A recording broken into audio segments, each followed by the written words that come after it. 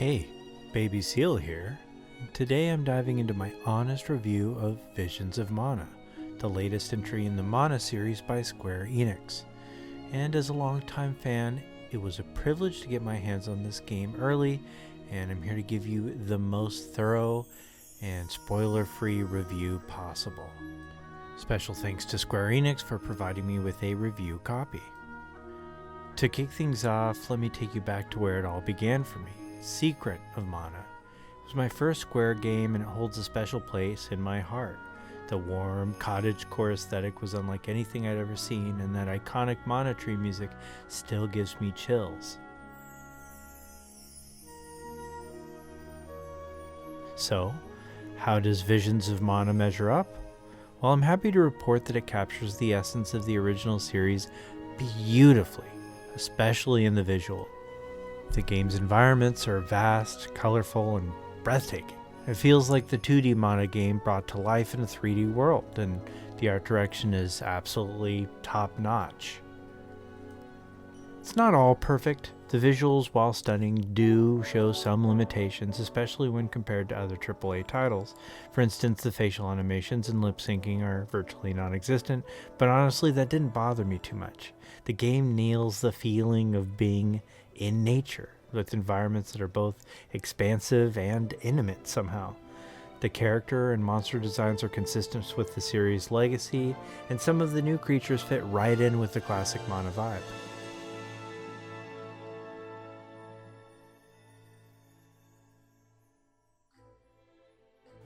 Moving on to combat, this is where Visions of Mana really shines for me. The game is an action RPG that stays true to its roots with the classic ring system. If you played Final Fantasy VII Remake, the combat might feel familiar, but really it's based on the older Secret of Mana system. I played on hard mode, which is available right from the start, and I highly recommend it.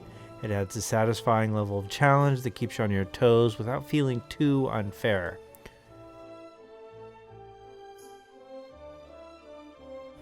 Without spoiling too much about the game's plot, the elemental system, which has been present in every Mana game so far, makes a return, and it adds a layer of complexity and scalability to the combat that makes all of the playable characters feel very different and have a tremendous amount of variety.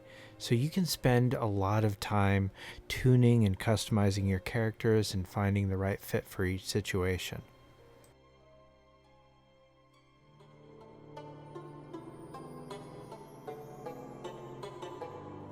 World traversal and gameplay mechanics are solid, not groundbreaking, but you get your standard action RPG controls, jumping, double jumps, and dashes right off the bat. The progression system is what you'd expect from an RPG, but it's executed well, making it enjoyable to unlock new ways to explore the world. The world itself is lively and colorful, with a mythology unique to Visions of Mana that stands alone from the previous titles.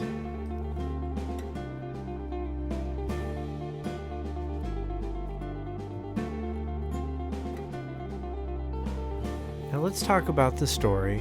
It's character driven but plays it very safe. You won't find any groundbreaking twists or turn here, and that was a bit of a letdown for me. However, the characters do grow on you, and some of their arcs, particularly those of the main protagonist Val and one of your side protagonists Morley, are genuinely touching. The game tackles heavy themes like grief and sacrifice, but it does so with a lighthearted storytelling approach that sometimes works to its advantage and other times to its detriment. The narrative is linear, with some moments of open-ended progression, but ultimately it's a straightforward journey. Side quests are a bit of a mixed bag, quick and easy to complete, but not always rewarding. And there are a few special ones that offer higher stake rewards, so keep an eye out for those. Finally, I do have to address my biggest disappointment: the music.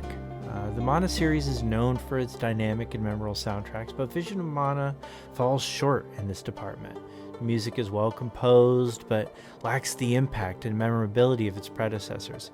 I couldn't pick out a single track that really stuck with me, which was a real letdown considering the series' musical legacy.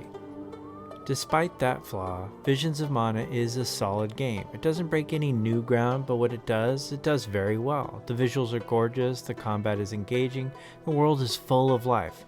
I played it on both PC and Steam Deck, and it ran smoothly on both platforms with no crashes and no glitches. On Steam Deck, I was able to run it at a very solid 60 FPS if I lowered the settings appropriately, and on my PC it ran like an absolute dream.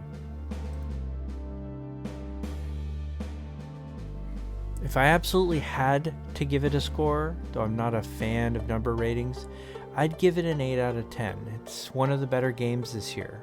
And if you're a Mana fan or just in the mood for a reliable, family-friendly action RPG, it's definitely worth your time.